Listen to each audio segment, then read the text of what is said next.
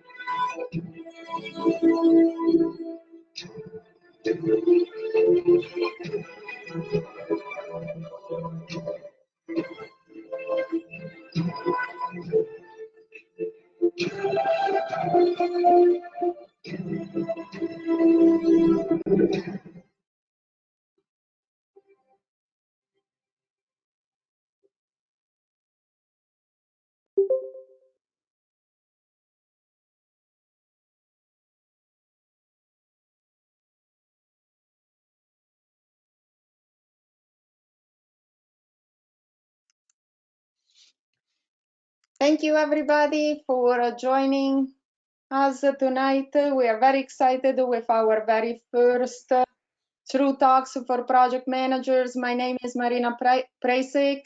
I'm the president for PMI Southern Maryland chapter. And tonight, in order to make your experience very pleasant and pleasant for those of you or others who will be watching this recorded session, I have a couple logistics just to make sure that we make the experience pleasant for everybody. So number one, please turn off your cameras. I see that they are all already turned off, so thank you very much. Turn on active cameras or only whoever is speaking cameras for your own best experience, so you can see our speakers in much larger. And please do use the chat for questions. We'll also be sharing links there. And Harry Zolkower, our vice president, will be monitoring the chat and share links with you. Hi, Harry. So you saw a glimpse of Harry. Harry, please come out. You have to say a couple words.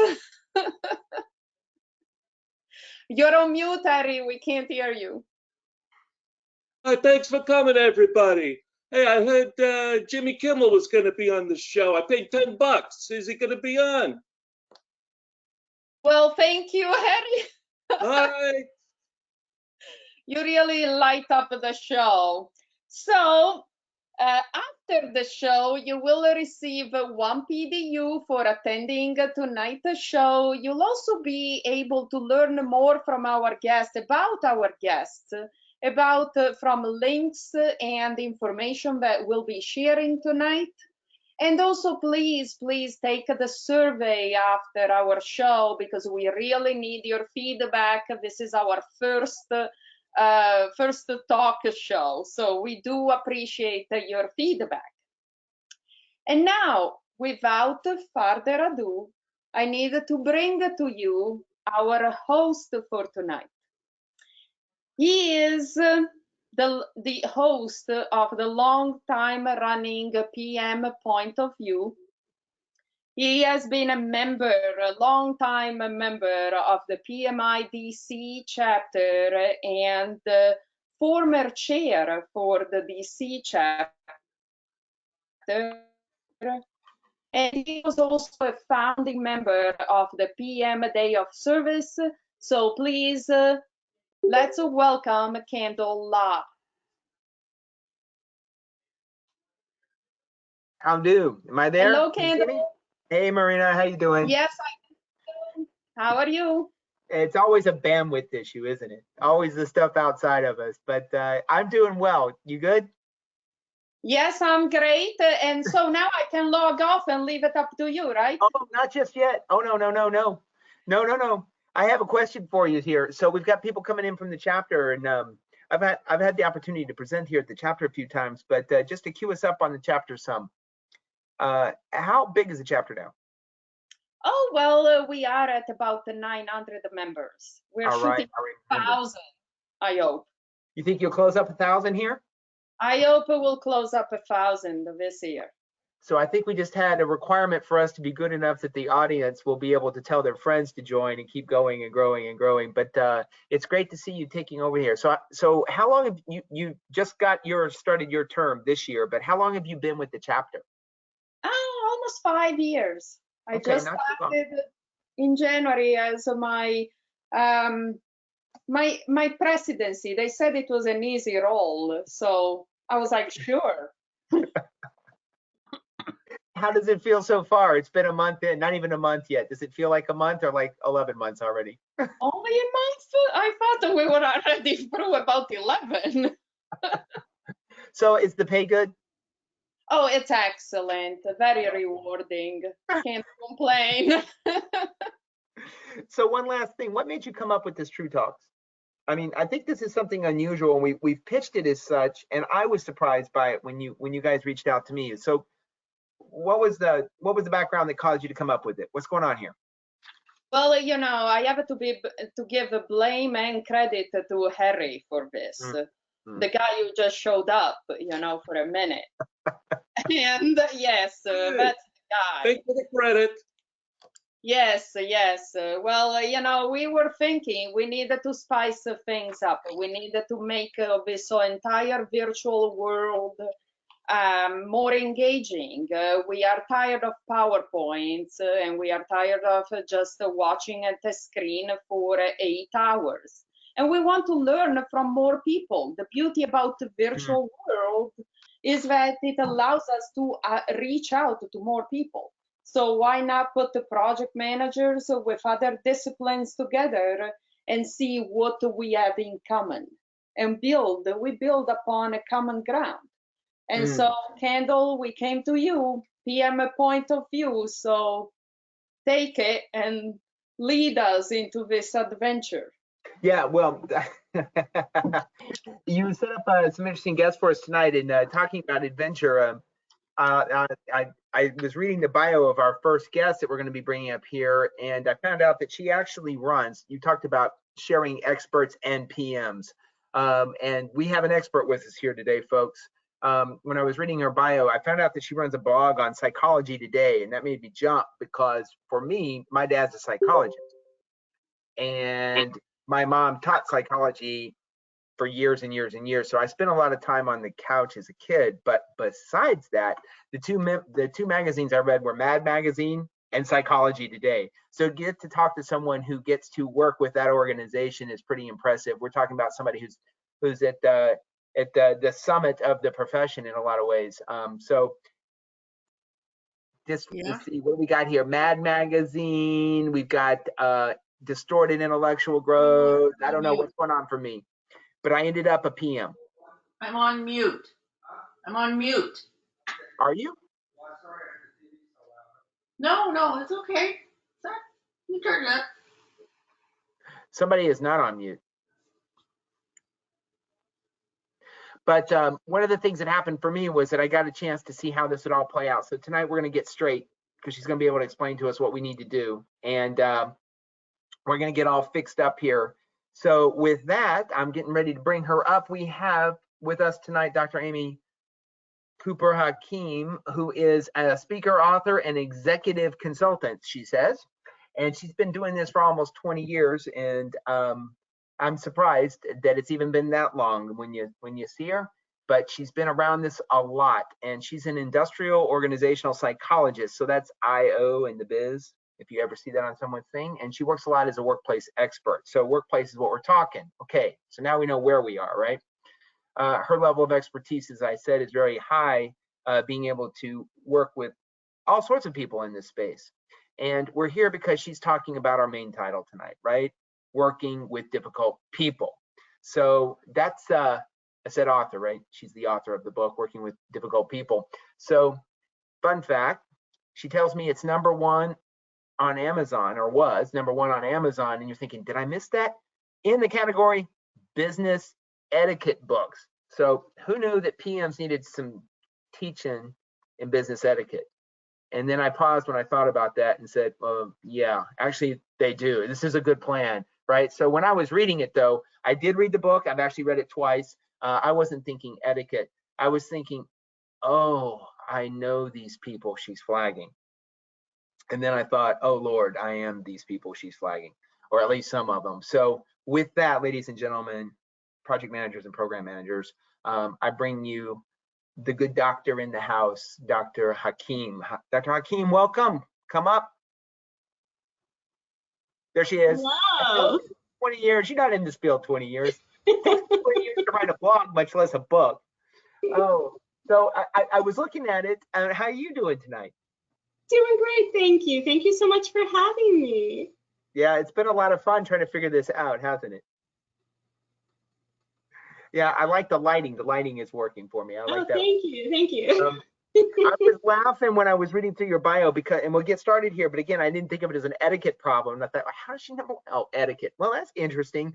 But I realized when I was reading through this that apparently difficult people must be everywhere, not just for us in project management, because you've been featured in the New York Times, little left of center, Wall Street Journal, little right of center, NBC News, CNN, and Fast Company, and wait for it, audience, Vogue and Cosmopolitan.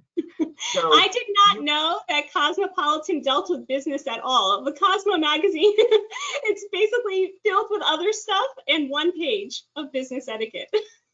Well, to be clear, I think I might have seen that on a cover somewhere, 10 ways to know if your significant other is a difficult person. You know, it'll be fun diagnostic, so we'll have to get to that here a bit. But it made me think that, oh, difficult people are not just for project managers and IT anymore. They're actually all around us. So I have my first and key most important question for you tonight. Is it in fact true that this is probably the most prestigious forum you've been interviewed in? I just want to confirm. Definitely, of course. Yeah, it was a yes or no question. It works well for me for yes. So thank you for coming tonight. So let's start with one of the interesting aspects of it is what made you write the book? I mean, there's a lot of things you can do as a psychologist. Sure. So there's actually a really nice story behind this book. My grandmother, Muriel Solomon, who's the co-author of the book, was the person who introduced me to the field of industrial psychology. She was not she wasn't a psychologist, she was a management consultant, but she actually encouraged me to go into this field when I was thinking of clinical psychology or even law. And I was so inspired by her and by her work. She passed away many years ago, but I found out that her book was still selling. And so the original version of Working with Difficult People is close to 30 years old. And I actually approached the book publisher and asked if I could modernize it and revise and update it so that it's more current for today's world. Concepts like narcissism, passive aggressiveness, dealing with a boss who's looking at his or her smartphone instead of your face when you're trying to get a message across, work-life balance issues. Right, those things though didn't exist when my grandmother. I mean, passive aggressiveness and narcissism did, but they weren't as popular as keywords and hot topics. But I really enjoyed the opportunity to revise the book. It was a very special project for me. It gave me a chance to add to her legacy and also to do something that was really meaningful for me. Yeah, I appreciate what you were saying about we just didn't have all the words. I suspect difficult people are not something we've been breeding since our generation, but your generation. Difficult people have been around forever. Yeah. We just didn't have labels for them yet. We didn't know they were there. That I think is the most fascinating thing about so many industries is when we actually realize that we can peg a term to something that we know exists. We just didn't know it had that particular label. And once we can label and identify something, then we can better know how to handle it or deal with it. Wow, did you just barge through an open door? I can hear the applause of all the PMs, because that's actually one of the founding themes and memes in project management is, I didn't know I was a project manager. You mean there's like words for this? There's stuff. And in fact, the people that founded it back in the 60s and 70s, or the PMI organization, it was this idea of if we put words around it, people will come, right? Build it and they will come. But people were saying, I'd do this. And yet they don't, right? Common sense, not always so common, but there's a lot of that there. But we're gonna move past that a little bit, because we'll bring in some project management later. But I wanted to ask you from, per Marina's comment about having experts and PMs, what is the business problem that gets you called in? You're an author, you've got this framework, and we're going to talk about it. But you get called in to solve workplace problems as a consultant. What gets you called in? Let's anchor it in some truth here, some business truth. Sure. The biggest reason I get called in is an executive, so a top leader in an organization, feels that his or her people are not doing their job. And generally that's due to communication breakdown at some level. It could be, and likely is, that it's the big boss who isn't doing his or her job well, but oftentimes that then bleeds down into lower levels within the organization. So my job is to go into that company and figure out where the communication breakdown is, remove some of the noise, the static, like you would experience on an old-fashioned TV set, help to clear it up and open the lines of communication so everyone can get what they want and need from each respective person. I'm a little bit curious there, though. The big boss calls in the consultant, like it's like calling a doctor in on yourself, or is it maybe one of the other executives going, we have a problem, Kim? We have a problem. How's it work? So that's actually the best part of my job. When I get that call, we have a visionary type discussion on the phone generally, and the person will say to me, okay, here's where I hope my organization can be in this many years. Here's where I hope that I can get personally. Here's where I want my top players to get to. Or these top players are leaving, I don't know why. These people are not performing, I don't know why. It's their fault, can you come in and fix it? And very, very rarely will I get a call, it's my problem, I need help as the executive. But what I do is I go into the organization and then I speak to the individuals on the team and speak to them confidentially, one-on-one, and uncover what the actual issue is. And then bring it back up to the higher level executive. And then I'm able to say, here are the issues and here's how we can make things different. And then when they have the aha moment, and I explain to them that by empowering their workforce, they're able to put their feet up on their desk and have those visionary thoughts and actually move the organization forward in that strategic way. Then that's when we have our breakthrough. My goal is to not be around. I like to let them know that they should be able to say, hey, Amy, I don't need you anymore. That's the best compliment for me. I mean, that they have in their toolbox what they need so they no longer need to rely on me. One of my first jokes I learned as a kid was, how many psychologists does it take to change a light bulb? The answer was one, but the light bulb has to want to change. And that's always the problem. So, and that's a cautionary tale for PMs as well as leaders of teams. But let's dig in a little bit to the book. Hey, Harry, you out there? You there? Yeah, I'm there. Would you do me a favor and shoot the spreadsheet out on the chat? Let everybody download the format for me real quick. So audience, there's a little kind of a table of contents, if you will, about the book's a guide to the book's a cheat sheet. He's going to put in the chat. It's on the SharePoint site, so you guys will all be able to pull it down. Pull it down so you can play along at home. There'll be a quiz. So while that's happening, and I'm going to assume it's happening, I'm not going to check the chat right now. I wanted to ask you, so as you framed the book, you kind of found like 10 categories of problems that you, in the modern age, we have found labels to. And we can talk a little bit about those. And of course, people are always welcome, I assume, to buy the book and find out more. They could do that, right? Okay, but let me ask this. Do the people, when you work with it, because this is True Talks, yes, do they actually identify with the 10? Do you actually find people go like, oh yeah, that's it, you got it? I mean, is it real?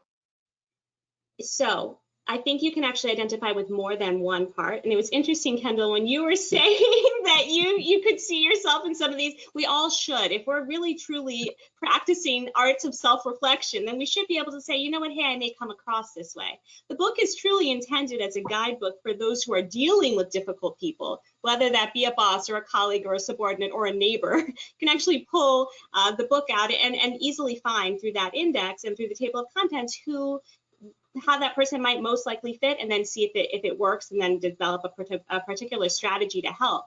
However, I have had individuals come in, and I speak this way often in different platforms, but I've also had people approach me for one-on-one coaching because they feel that they are one of the difficult people in the book. So that does happen very, very infrequently, but when it does, I'm just super proud of them, because that's pretty impressive. That's the super light bulbs. Those are the new form of light bulbs. Oh yeah. So actually, when I wrote that sheet up on your behalf to like share it with everyone so they could see it for the show, I had it sitting on my desk on my laptop, and my daughter, who's in college, walked by, and she goes, "Huh, I have a friend who's a super sensitive killjoy, and she means to fuck you off." And I was like, "Oh," and she's like, "It's a double whammy. It's got me going and coming." So it made me think after. I was like, "Oh, well, we should talk about that. We should work through that." Because of course she wants to talk about her friends with her father. PMs, that's a tip. You should do that often. But in the meantime, it got me thinking about a question for you. So there we are with the combination plate, right? How often, it sounds like you get that a lot. I was going to ask you and you went there. So how do you address that when it's multiple pieces?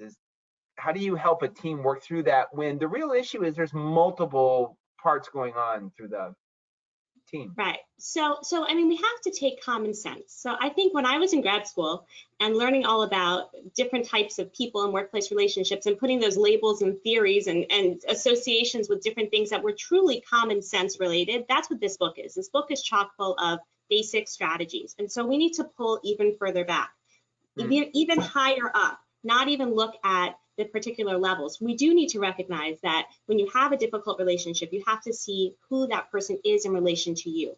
If I have a difficult relationship with a boss, I'm going to have to handle my interactions with that boss differently than I would a difficult relationship with that person if he or she were my subordinate or if he or she were my colleague.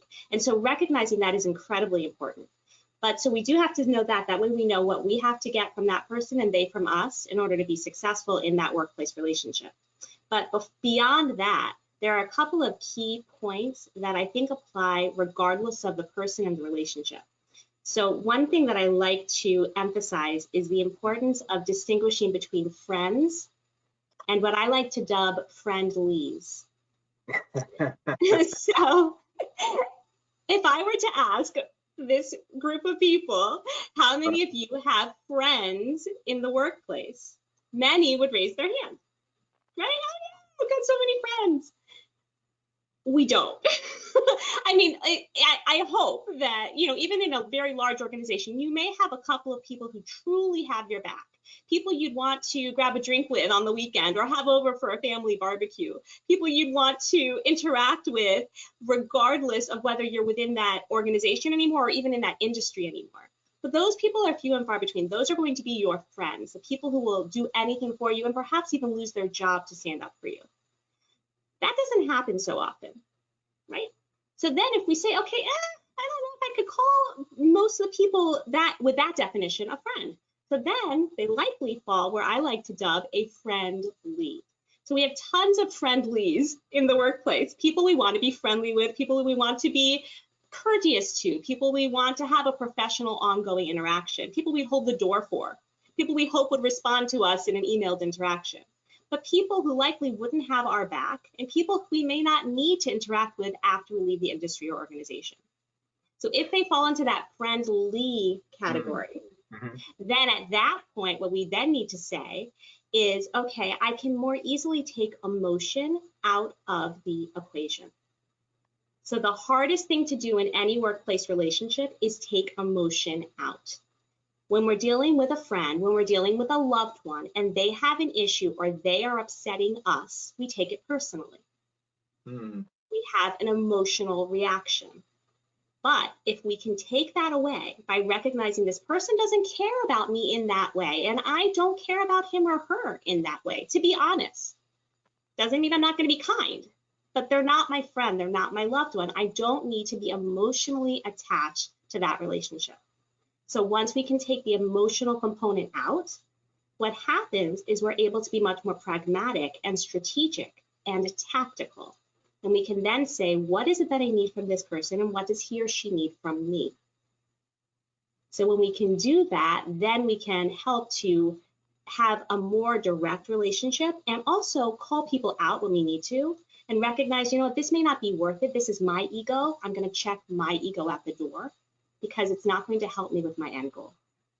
Let's look in that, though, that people are very different in how they approach things. We know this from the other psychological stuff we look at, from Myers-Briggs to DISC to Strength Finders to STI and things like that.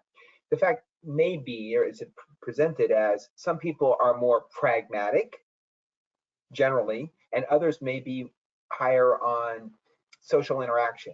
Sure. So how are you separating the fact that there's a wide variation in how people show up at work that's friendly, but there's a huge variation in that that's not friendly? When you said, what got me thinking there is you said take the emotion out. I've been accused of trying to take too much emotion out before, and people are like, no, it's, you know, you still got to relate with people in some way, right? Right. So we have to be empathetic. We have to be kind. We have to be courteous. If it happens that you're on that other end of the spectrum where you might appear to not show your emotion, then you would say so. You know, hey, by the way, just so you know, if I give you a message and it comes across as cold, that's likely not what I intend. I've been told sometimes that I behave that way, but just know that ask me, call me out on it. And then Did you just suggest that self-awareness was a key to starting all of this? Self-awareness is huge because we truly need to see what it is that how we play a role in that relationship. So often, especially in today's society, it's all about the iPhone, right? It's all about me. It's all about what I do. It's my entitlement. I need this. And that's not necessarily the only thing in a relationship. In fact, it's definitely not. Right? We definitely have at least 2 or more people who are in a particular relationship. And if we're having issue, we have to say, here's my part. Here's my responsibility. Here's my contribution to this. I choose to bring the drama in. I choose to react. I choose to not react. I was intrigued by looking at the list where we have the 10 and you break it into the 3 personas, right? So it's boss, colleague, and subordinate. And I was kind of thinking, oh, that was the trigger. But now I'm realizing as you wrote it, it was probably the 10 lenses. And then you saw how does it show up in the office place with these different 3, is what I'm now realizing. But it takes me to my question still, which is how much of this is related to the power relationship? Or is that not even a relevant conversation? I mean, there is a power relationship, but I mean, I would argue that people who want to be in a power relationship, people who want to either have power over someone, people who feel like they are always the person who is struggling or being suffocated, that individual is going to move his or her way up the chain. So if we take someone like a narcissist who is, you know, this cold, callous individual who oftentimes has, you know, expects so much loyalty but isn't going to be loyal in return, you know, turn on the snap of a dime.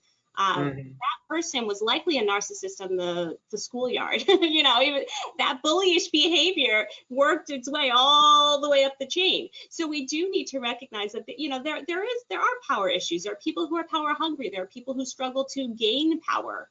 But we have to just say, you know what, I can't control other people. I can control myself and my reaction to those people. And we have to go at it from that angle so that we can go home at night and deal with the problems that we should be emotionally invested in, deal with the happy things that we should be emotionally invested in. Yeah, like getting to be on a webinar or an unscripted podcast. Yeah. Could forget. One of the things I did notice, kind of as the last question here before we start heading into our break, will be this, that I was also struck when I read your thing.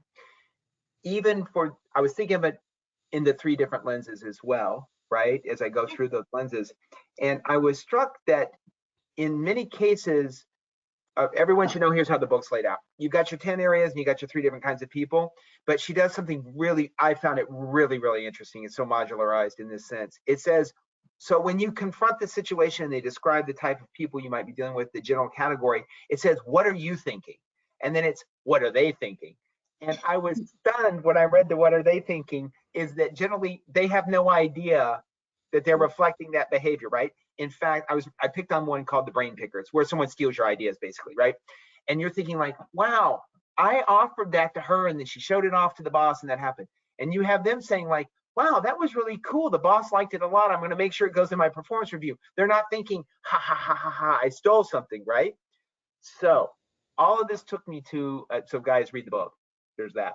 But what it took me to is this. I was struck, coming from what I perceived as the psychological perspective, that it's not about fixing them, getting your team member to work well with you. It was all of the last part of each chapter is, so what can you be doing about it? What are your solutions? What is your plan? What is your tactic? And it was all about what I would need to do, not about what I need to do to get them right. And is that just because we leave that in the domain of the psychologist, or is your assumption, what's going on there?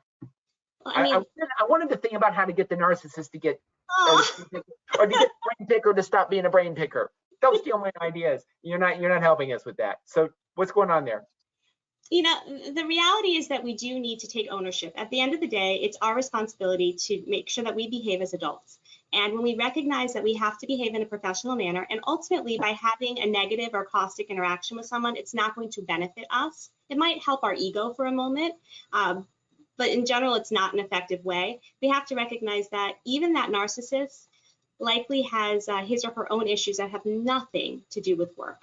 And so when they may just be, it's like an emotional hot potato. Since you mentioned narcissists, I like to think of, the old game hot potato, where you toss it to someone else, oops, it's mine. So let's say the narcissist is upset about something, or his or her ego is bruised. Instead of taking responsibility, oh, it's yours. There you go, Kendall. Yeah. And so you don't want to be in the hot seat. So people duck so that somebody else gets that hot potato. And so that, but at the end of the day, we need to remember that it's our job to be responsible for ourselves. We need to take ownership of the role that we play in the relationship and know that we can make a difference by acting and choosing not to respond or not to react. Then that person will not have the response that he or she is looking for, and they will go elsewhere. And then we'll get our job done. And they will go elsewhere, and then we get our job done. Removing your own barriers. We go to work to work. All the other stuff, it's not going to get us to our paycheck, and it's not going to get us to our end results. Well, we're gonna be taking a break here in just a second, and we're going to bring you back afterwards after we do a little talk around teams. I want to tell the audience I saw some chat going on there. That's great. I hope you're sending Harry some questions, but I'm going to leave you with a little homework assignment. Well, that's not even homework assignment. It's webinar assignment, True Talks assignment. I want each of you on this as audiences, I want you to find the worst team it could be for you. Pick the one worst boss, the one worst, it's the combo that matters. The boss, the colleague, and the subordinate. Imagine you're on cue for after the break, an agile team or some sort of self-organizing team, the four of you. There you were, the four of you. You got a boss, you got a colleague, and you got a subordinate. What would be the worst combination? Think it through, take a look during the break, send it to Harry. We're coming back to play the game at the end of the show. With that, we're going to take a 5-minute break. I think we're ready to bring up some folks right now. Harry, are you ready to take over and shoot some stuff at us? Perfect. Dr. Hakeem, we will see you in a few minutes. Sounds great. Bye. 5 minutes.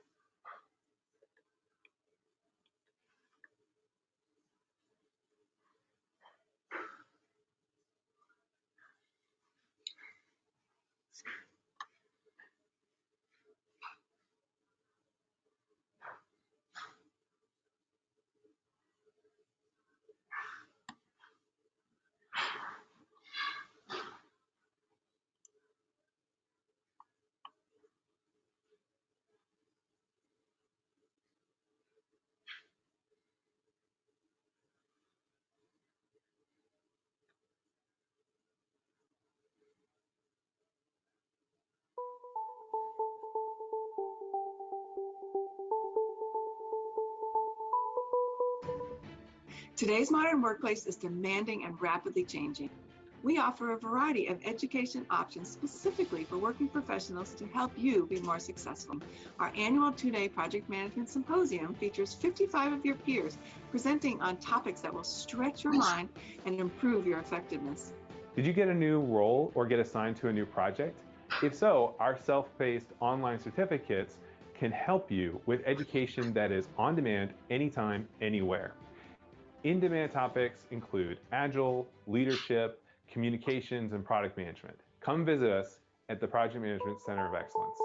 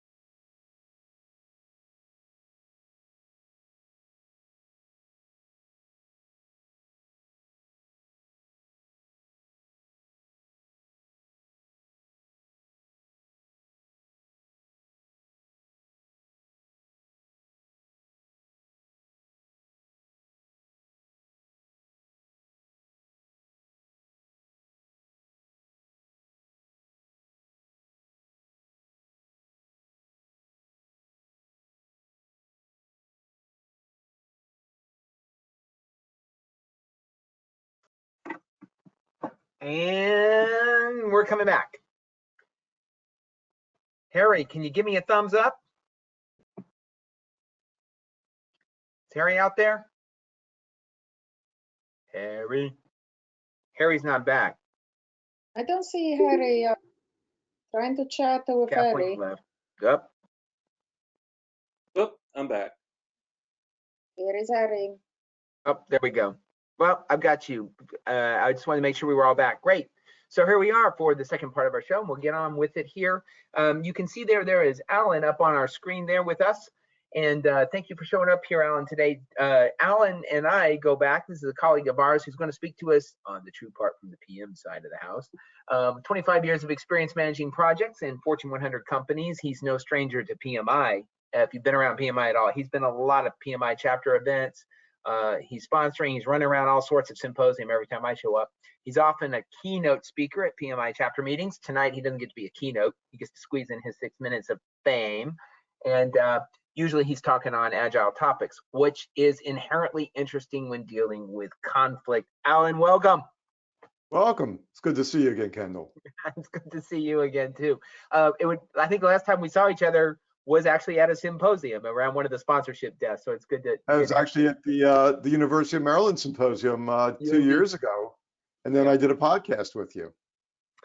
Yep, and you're one of our instructors. So you're currently an instructor, coach, and you teach Agile, as well as some traditional PMBOK things. You still do PMBOK? Yeah, I do. I do traditional PMP cert training, and actually, I'm coming up. I'm going to be doing a one-day discipline Agile class with the Southern Maryland chapter in the spring. Picking a date for that.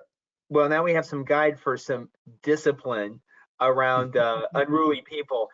One of your things in your bio is that you led a team of 170, or an organization of 170 PMs.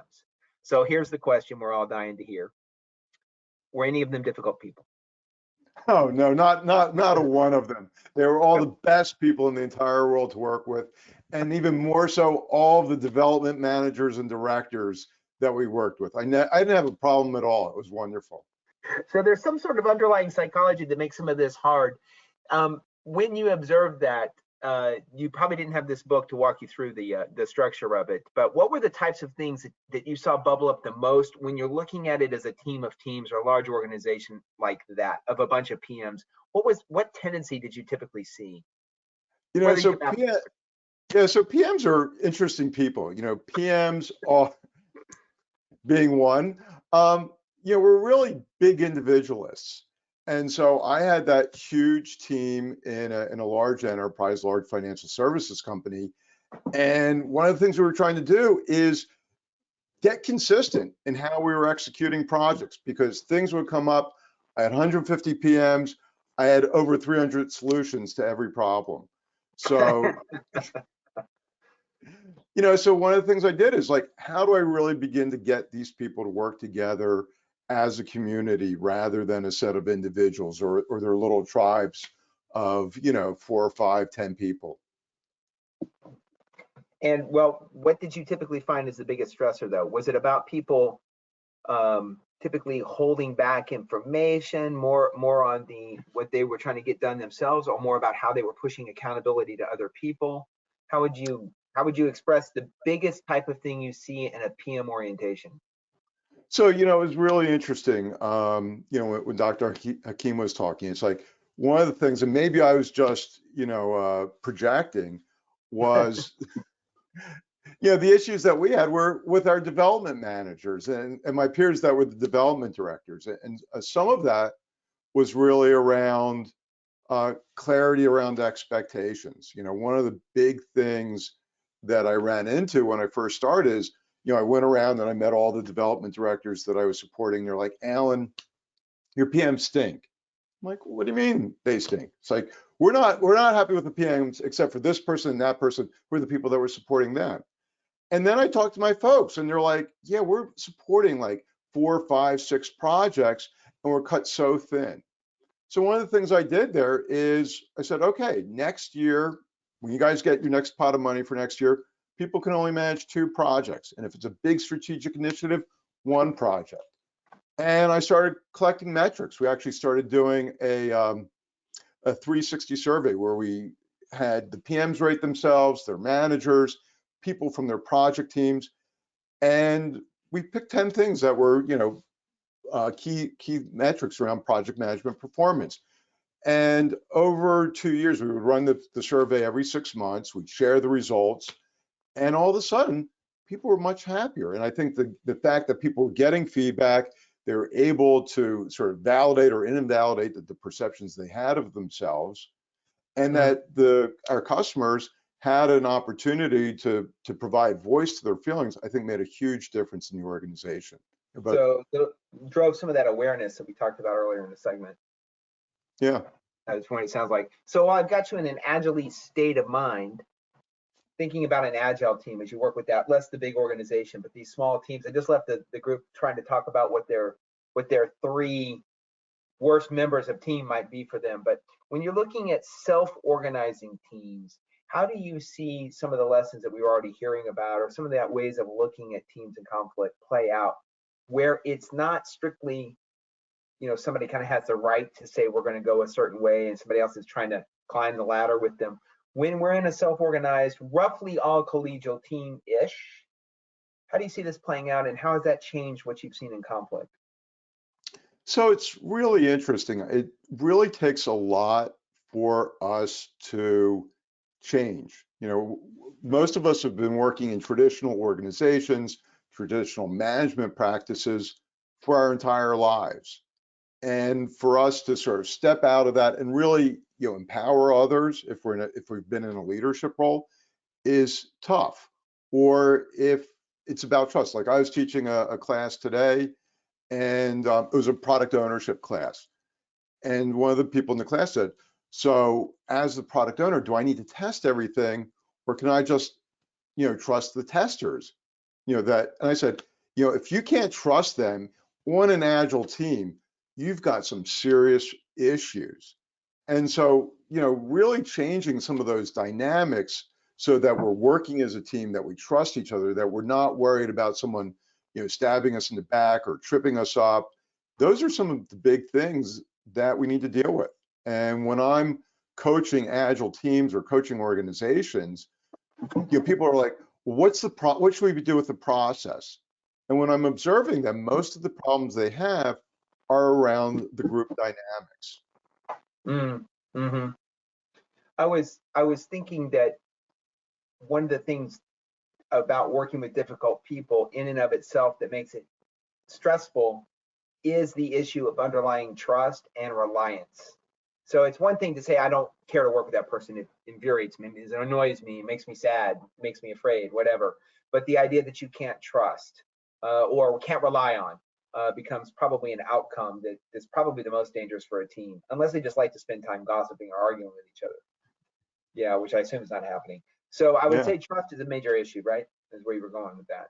I think trust is an issue. I think, and then the other components around it, accountability and transparency. When we see those, in traditional organizations, we set up the processes so that we've always got somebody to blame. The developers blame the business analysts, the testers blame the developers, and everybody blames the PM. And so, right? I mean, you've been there. Yeah. So when I think you just said something really interesting. We put the trust in the process, and one perhaps cynical way to do that, though, is the process gives us the ability to have everyone to blame, somebody else to blame, right? Process. So think about that, PMs, because we spend so much time, either naturally, our natural proclivity, or through PMBOK or other things, learning the process. What is the proper way to see things and know the chain of events, particularly if we're working in a development environment. But it really is a way of perhaps putting a Band-Aid or putting some intellectualism around the issue of blame, accountability. My process, and sort of like putting on our psychology hats for a sec. Think about the Tuckman model. If we're in a high-performing team, there's trust. People cover for each other. People understand we need to flex. There's not a whole lot of finger pointing. At the bottom of the scale, we're in, the forming, where it's like, well, we're just sort of feeling each other out, or we're storming, where we're in conflict with each other, we're jockeying for position. So, just thinking about how do we form as teams is a big piece. And that's where this working with difficult people begins to get in the way as a barrier. What I like she said earlier was, it's really about us trying to remove barriers for our ability to do work. And then that allows you to get to the trust. So with that, I think I'm going to bring the good doctor back in. Are you out there, Dr. Hakeem? Did we lose her? There we go. She's in the green room enjoying tea. Oh no, she's out of the green room. There we go. Welcome back. Welcome back. Hey, Harry, did we get any 3-word combos? What's that, Kendall? We get any 3-word combos? Anybody give us a bad team? No, I don't see anything. Oh my goodness, people. You should definitely look at that spreadsheet. So having said that, I want to ask a couple of things. In your experience, Dr. Hakeem, what's the hardest one to solve? It really depends. I think it's when people are not willing to hear, when people are not willing to actually take advice and take any ownership, but are only going to pass the buck.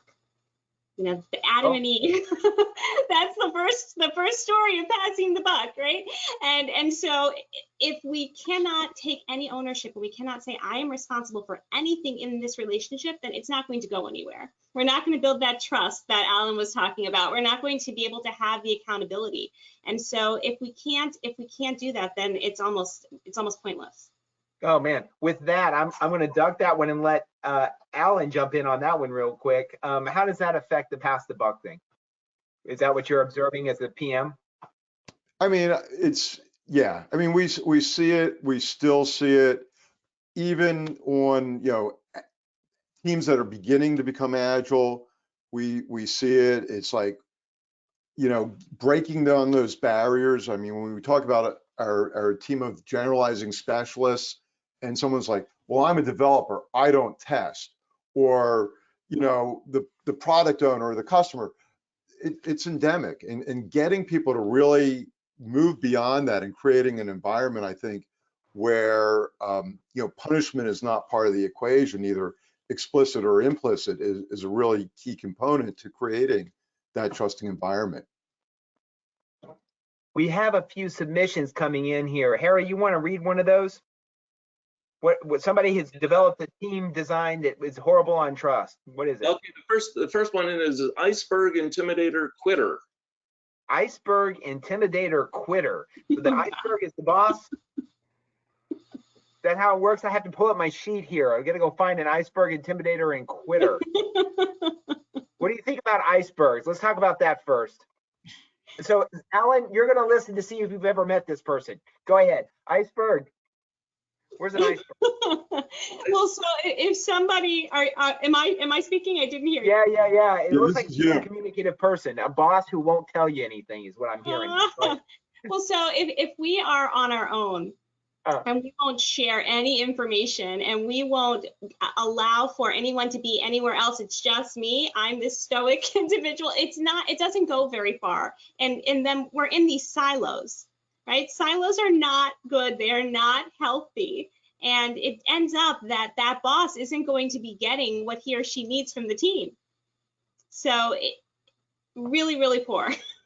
Iceberg, intimidator, quitter. I love it. The boss isn't telling anyone, and your colleague is hostile or angry people, belligerent, intimidating. So if you have this intimidating individual, then you've got the person who needs to be the star of the show, needs to make sure that everyone is afraid of him or her and not willing to give any little bit of leeway at all. That person is in charge, and it's my way or the highway. Those are very difficult individuals to work with. And if you have a quitter, which is a subordinate in the same role, in the same style, right? Oh, I never thought of that as progressively angry, but apparently your quitters are people who are kind of being, was it passive aggressive almost, it sounds like. So we do see a lot of passive aggressiveness, and that's a newer term. Narcissism is the key thing that's looked up in general, that's a very, very popular word on Google. And most people are not narcissists. They just think that they're dealing with people who are narcissistic but if we're dealing with someone who's passive aggressiveness is not healthy either. We have to call it out. We have to be able to say, this upsets me, or in order for me to get my job done, I need. What do you need from me in order to be successful? What do you need from me in order to get the job done? How can we work together as a team? Oh, Alan, she's up there. That's the very definition of an agile stand-up. Yeah. Well, it's interesting because as you were talking through that, particularly with your iceberg quitter, intimidator. One of the things that crossed my mind is, people that are the heroes in organizations that are hero culture, and how horrible that is and how toxic that is for everybody that's not a hero, which is, 80% of the team at least, or probably 90% of the team. Well, it can only be so many heroes, right? We're not all winners. I have 3 children, and in their school, they always talk about everyone being a leader. Every single person in the school is a leader. No, some people are followers, and they're really good followers. We need really good followers too. Yes. We're going to have to do a whole True Talks on this, aren't we, Alan? Because the problem is all of us need to learn to be good followers. I think there's a time and a place. Yeah. Yeah. And I think I agree. I mean, I'm just laughing that everybody's got, because can you imagine, like, you're out on the playground, it's like, I want to be the pitcher, or I want to be the quarterback, or whatever it is. You need people that can block. You need people that can follow directions. You need people that are willing to help somebody else. And that's what a team is, right? A team is different from a group. A group is just a bunch of people, a bunch of bystanders at a football game. But a team is a group of people who are working interdependently to get a job done. And that interdependence is built on trust. It's built on a clear definition of what the end goal is and what the roles of each individual who are on that team need to take in order to get the job done. So we can't all do the same thing and do it all well. It doesn't mean that there shouldn't be some benchmark where we all need to have a minimum level of knowledge or skill in order to be on that team. But some of us might have certain strengths, and so then we should play to those and build up on them so that we can all work together to do more together interdependently than we might do on our own.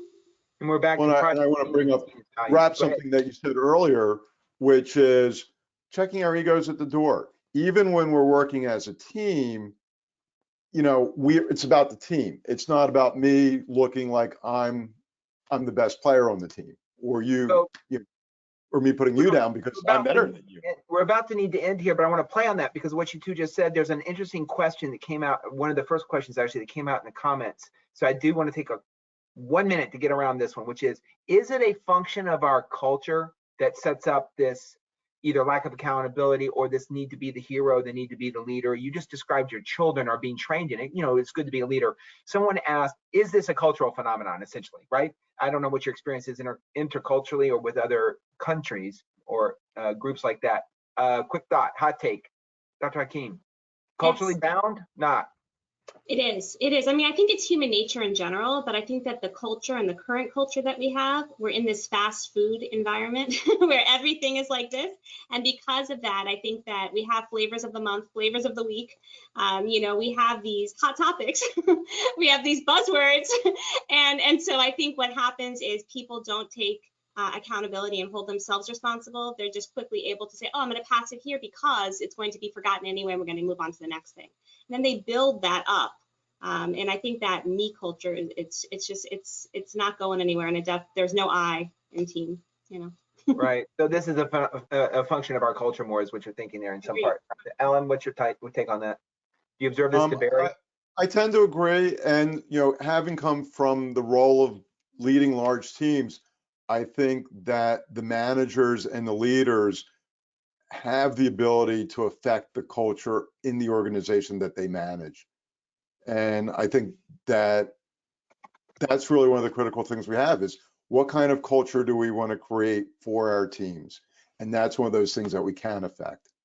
And that's one of the interesting things is managers have a design requirement. That's part of the leadership thing to me is that you set up a team so everyone can be effective or at least as many as possible.